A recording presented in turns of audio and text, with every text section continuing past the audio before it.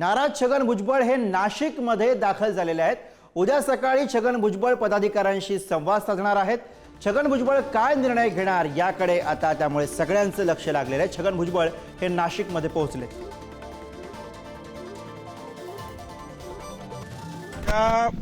कार्यकर्त्यांशी बोलू, येवला लासलगावला जाऊ, येवला लासलगावला जाईन, लोकांशी बोलेन, पंचायत परिषदेच्या पण कार्यकर्त्यांना भेटेन, नाशिकच्या कार्यकर्त्यांना भेटेल, बाकीचे जे आहेत जिल्ह्यातले सगळे जे आहेत इतर महाराष्ट्रातील त्या लोकांशी सगळ्यांशी बोलून मग काय ते मी ठरवेन। कार्यकर्ते नाराज आहेत सर्व, पण मग त्यावर काय भूमिका असेल आपली? ती भूमिका काय करायची तुम्ही कार्यकर्त्यांना विचारतो ना उद्या।